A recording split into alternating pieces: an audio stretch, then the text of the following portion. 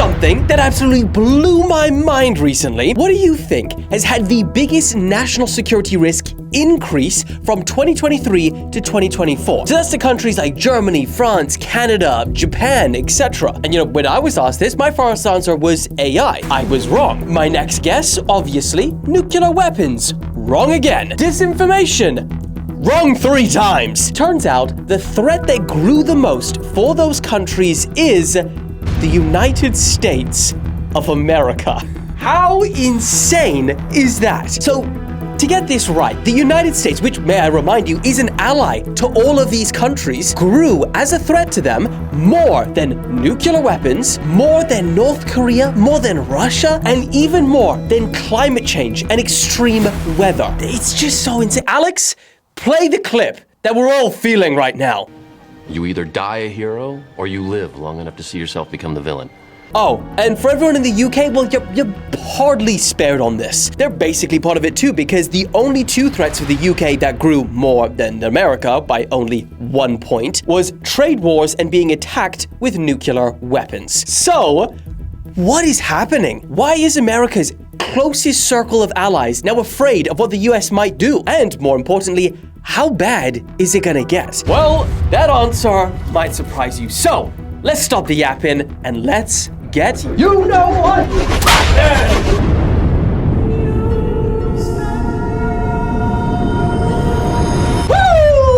Alright, now I know that I've been away for over a week and I still need to give away the phone and everything. I'm gonna do that at the end. Everything for the OGs at the end. Special message for you. Love you. Let's get into the video. Okay, so I have just got back from 8 days of being around some of the world's most powerful people. Firstly, I spent 4 days at the World Government Summit in Dubai, and then I went straight from there and spent another 4 days in Germany to attend the Munich Security Conference, which, ironically, is actually the source of the information about the US growing in threat. In fact, I was in the room when JD Vance gave that speech. And I can tell you firsthand, America's representatives in both of these events, man, they had some tension and a bit of a vibe shift around them. But then again, it's understandable as to why. You see, Trump has arrived back in office with a hard America first policy. And let's be honest, he's pretty much threatening the entire world with a trade war, essentially saying whoever wants it can get it. Let's just go over some of these, shall we? He started beef with South Africa and threatened to cut their aid due to their land expropriation laws. He constantly said to Canada that he wants them to become a 51st state, and then hit them with 25% tariffs, but he paused them before they went into effect. He did the same with Mexico. He said, let's go for you too. Top and bottom. He got into a huge public spat with the president of Colombia and threatened them with up to 50% tariffs if they didn't take migrants on military planes. He said that he wanted to take over Greenland and then become part of America too. He said he wanted to take back the Panama Canal. He scratched out the name Mexico and exchanged it with America in the Gulf. He said that America would take control of and own the Gaza Strip after, of course, they move everyone out and rebuild it. And I mean, that's just the top of my head. I'm sure I'm forgetting a bunch of other jabs he's made at dozens of other countries since he's been back. And let's not forget, this has all been in the space of a month? Is it even a month, actually? What date is it? In 2 days' time, it'll be a month. Bro has been busy. And so it's safe to say that leading up to the Trump administration's first major attendance at a security conference, the global tensions towards America, they were high. And then when JD Vance gave that speech, they exploded. Now, this was the speech that sent shockwaves across Europe. So much so that you had people describing it as America breaking up with Europe on Valentine's Day, because yes, this speech was on the 14th of February. Brutal. And even though he represents America, a longtime ally that you think, he would get on stage and he'd be welcomed as a friend.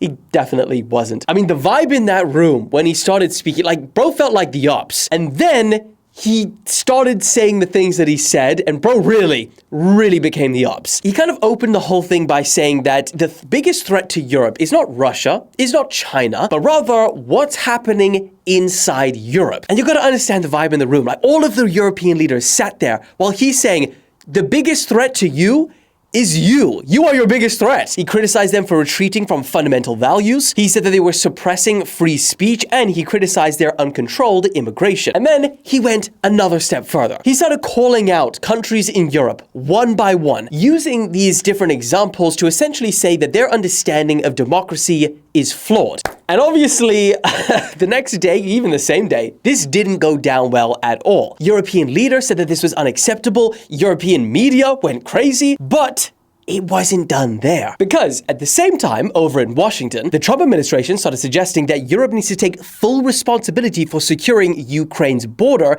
in the event of a ceasefire with Russia, and that only European troops would be deployed, no US forces. And then the most crucial detail, without NATO's Article 5 protection. I mean, I was at this event, literally with a guy from the German military speaking about this. He said that it would be terrifying if they sent him there, because getting rid of Article 5 means that an attack on any troops at that border would not trigger a NATO collective response, or at least America wouldn't be involved in that. And the truth is, and even the UK and many European countries have admitted this, the European forces alone, without America, simply wouldn't be enough to deter Russia. Or at least, that's what they believe. In reaction to this, Zelensky said that we need to create an army of Europe so that we don't need to rely on America. And then the French president, Macron, decided to call an emergency meeting for Europe to discuss Trump and Putin. So this was all so major that emergency meetings were called for a continent. Germany said, our answer to America first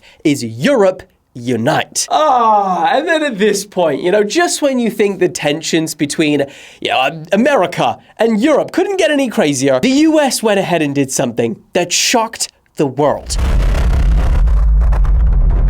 For the first time since the invasion, Russia and the United States had a 4.5-hour-long meeting in Saudi Arabia discussing Ukraine without Ukraine. And this sparked mass panic across Europe, because Ukraine and other countries are now worried that Putin and Trump might be cooking up some negotiation without them at the table. The very countries which this hypothetical deal would impact the most. Now, the US reassured everyone. They said these were not actual peace negotiations. Ukraine was not being sidelined. These were just talks to see if Russia was even serious about ending the war. And the result of 4 hours of chatting, both sides said that they were productive, and they have reached a few key agreements. One, they will now appoint teams to actually begin the real negotiations to end this war. No information on whether Europe or Ukraine will be involved in that. That they will be re-establishing ambassadors in each other's countries as soon as possible. And if all goes well, Russia and America could even restore partnership geopolitically and economically. Now, that is a key point, because think about what that actually means. Once they announced that detail, it started to become a lot more apparent as to perhaps why Ukraine or Europe wasn't involved in any of these talks. Yes, they were in part about Ukraine, but it seems they were just as much about restoring relations between America and Russia, since they've essentially been cut off for the last 3 years. I mean, they literally said there are so many opportunities on the other side of this war. And here's the thing about this. There was so much, outcry from the public and the media's reaction about, why it was just those two. No one else was invited. But when Trump was actually asked, it just was like, bro has had so much criticism for years. I don't think that bro even feels it anymore, because this was his response. Message for Ukrainians who, after 3 years of fighting, might feel betrayed or disappointed at not having a seat at these initial talks in Saudi Arabia? Well, they've had a seat for 3 years and a long time before that. This could have been settled very easily. A half-baked negotiator could have settled this years ago. When they're worried about not being seated, you mean somebody that should have gone in and made a deal a long time ago?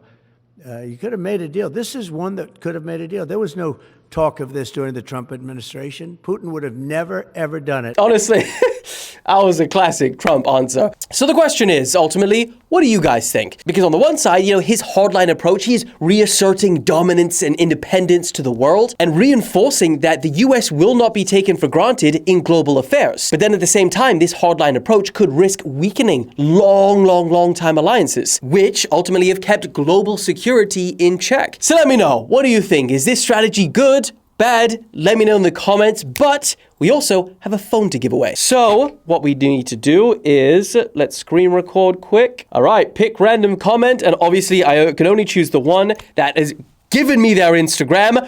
Woo! First one, Pixel Me Daddy, and you have given your Instagram, so Catchy Seal should win it.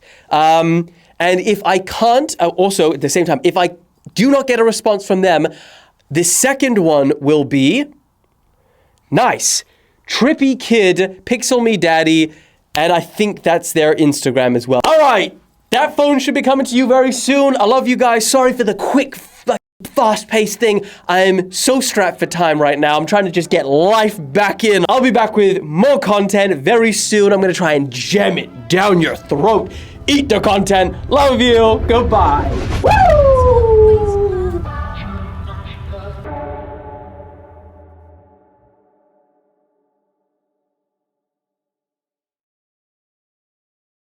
And then boom, the meeting. The Trump administration started suggesting that Europe needs to take full responsibility for securing Ukraine's border. Ukraine!